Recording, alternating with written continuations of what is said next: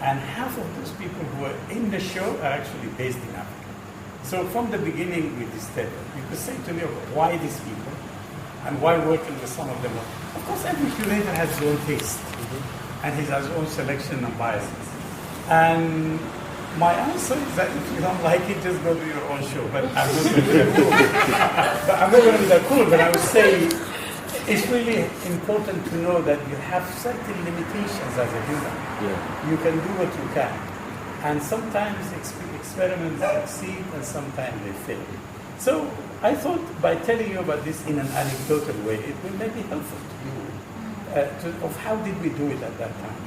If you ask me now, why did I do it? I don't know, honestly. Because as an African wandering in Venice, I couldn't help but think about Africans who came there as either as slave or as immigrant. I see the Senegalese at the time in the street, selling fake Gucci bags and others. And it was an interesting thing to reflect on that history. So, in any case, I thought these stories will help you think about how did we do it at the time. We felt it's necessary. We had a sense of mission. We still have that. And we felt it's how do you do it? And I thought I shared with you the secret of how did we do that. I'm going to ask one last question before I'm going to open. But let me just answer one thing. Okay. What is happening in Africa? At the time, I'm very happy that there are initiatives that really now kind of springing everywhere. In Cairo, there was the Townhouse Gallery. There are others that really became Mu'taz Nasr, Darb. There is your center here, and there is Bizu Silva, who was also lived like us between London and Lagos. Did the center there. There was also Koyo Kuo, who was with us in the African Forum, established raw materials. So all of these are experiments that are really important, and I think it is what everybody would go for. So for us, I felt, okay, now I'm focusing on Sudan. I didn't stop curating. I can tell you about this if you want to ask about. But I felt that these are very important movements, and my advice to them is just to continue doing it. But the problem in the African continent today is the dependency in terms of funding. If you manage to be self-sustained, because funding will run out. What I see in the field of culture in Africa, that is many people who live here have to really think about, is that funding from foundation, as happened to us, will always run out at some point. So you have to find a way of self-sustaining the project itself. Because what happened in the post-structural adjustment is the whole field of culture depended on NGOs. So the NGOization, whatever you call it, if that kind of a term that one could use, that's what's happening to the field of culture. In post-independence, the early years of the 60s up to the 70s, government were the main pick. And we needed that. That kind of decline, dwindled, decimated, and we're living the post-structural adjustment era. NGOs who are carrying this. But will that continue? I know it's based on goodwill, but it's important. That's the major challenge of any center that's happening in Africa, is to think about movement to the future. How do we really sustain those experiments? And funding is an important. Yeah, I really agree with that. I think that's kind of why also we were trying to, in the last years, migrate a little bit to incorporating sales and stuff like that to be self-sustaining. But I have a question, kind of jumping off two of the things that you said. One was that African modernities incorporated or centered around the notion of decolonization. I think that when I'm speaking about this new modernity that's springing up now, I think it's actually quite purposefully trying to decentralize the narrative of decolonization.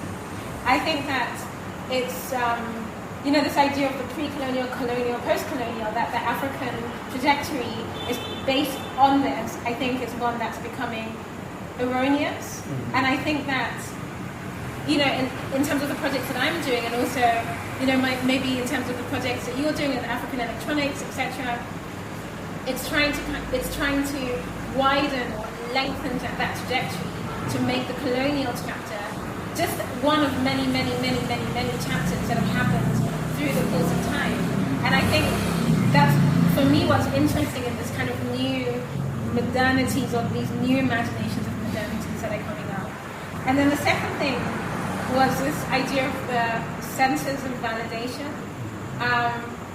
I think one thing that's really exciting now is, you know, like you mentioned a few of the people who started centers. You know, one of the things that we have in common is that we were at the so-called centers of validation and then came back.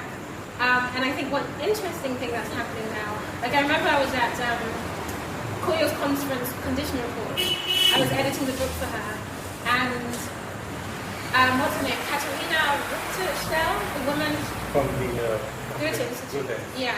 So she was the director of the Goethe Institute, and she was like, yeah, we're giving funding for this, we're giving funding like this. And so I remember asking her, I said, we all know in this room that no diplomatic or government institution gives money out of altruism. So there's a reason you're giving money to all these African arts institutions. Can you tell me honestly what that reason is? And there was a couple of them, French, American, Italian, and her. The rest all gave the usual bullshit answer of like, we want to help, blah blah blah. And she turned to me and she said, I'll be honest, I feel like the center of importance is shifting from the West. It's shifting to the global South. And we want to continue to be part of that conversation. And I remember thinking, wow, I was quite kind of awed that she'd been so honest.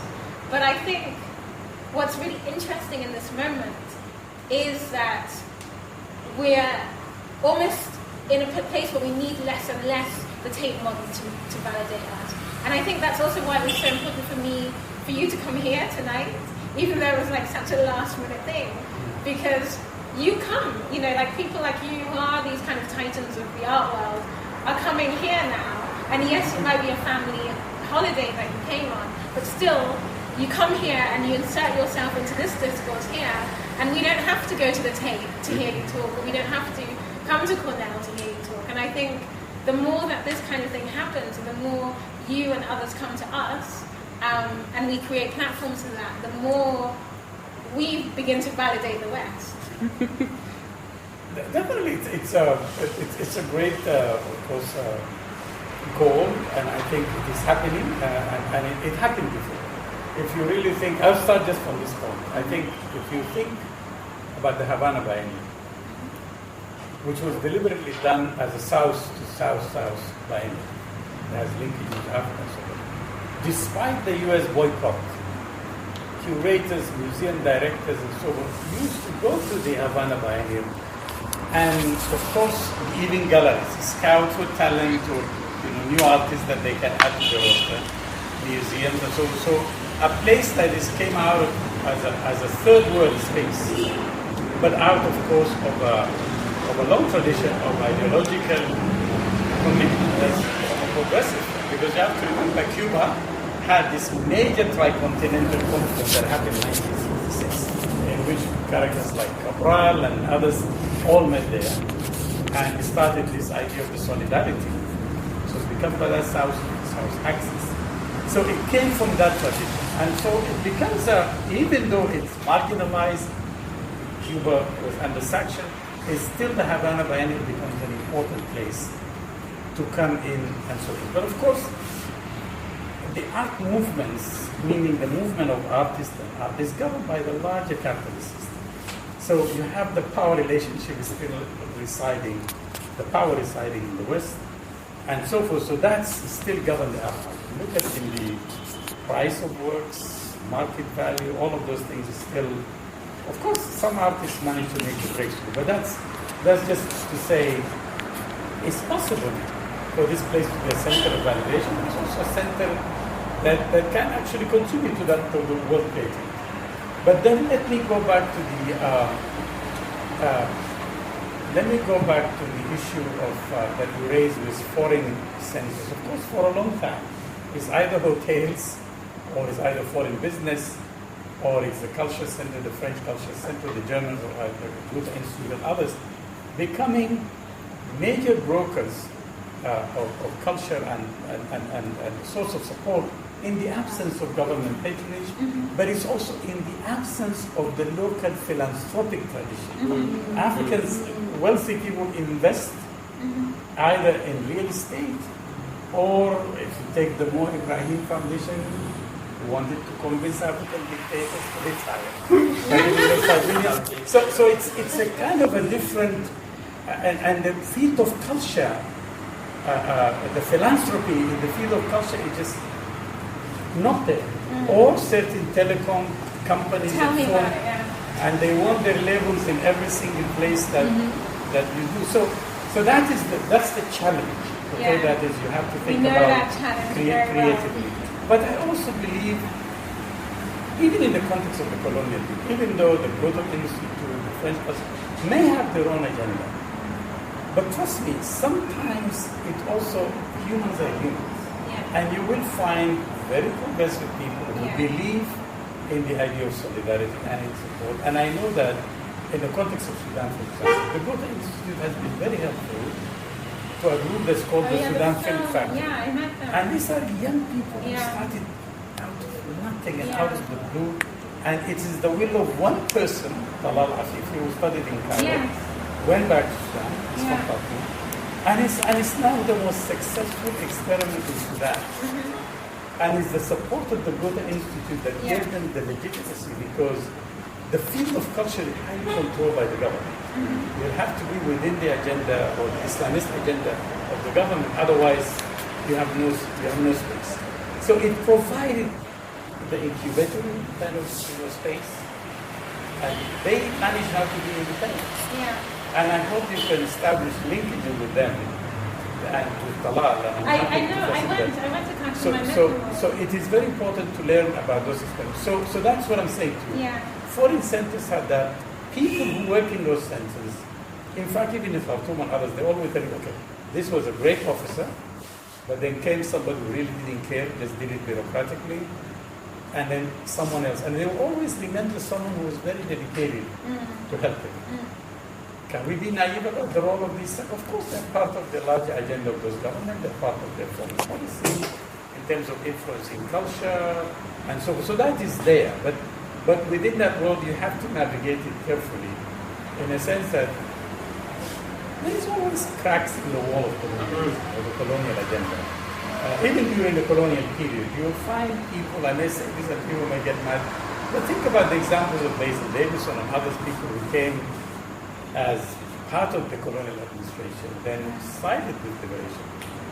So there is Frank Fanon could be an example, but anyway, it's someone who came through the colonial French colonial system and then end up siding completely with the FLN and the agenda of the African Revolution, and he became a very global important thinker. So that is about that. But then to go back, unless you want to say something that is related to this one. But I just wanted to go back to the issue of modernity and colonial or decolonization. So the reason I mentioned decolonization is that in the context of mostly Africa south of the Sahara, or in fact even part of Algeria and other places, although I don't like this kind of artificial division, sub-Saharan or South Africa, I really never adhere to this because I think the relationship is much more complex than how it's portrayed in African studies. But African modernity or modernism is not even. In North Africa, for example, in Egypt, the debate on modernity is not necessarily linked to the colonial period. It started in the 19th century, where you find people asking questions about what is it that Egyptian modernism or Arab modernism should look like. The same within maybe Tunisia and other places, because of the nature of the Mediterranean change. So the question happened there earlier. In South Africa, the question of the modernist always happened within the European, of course, how do you call it, transpose or whatever, European segment of that society. And Africans, of course, that's why I link it to colonialism, is that that kind of consciousness about the idea of the modern and so forth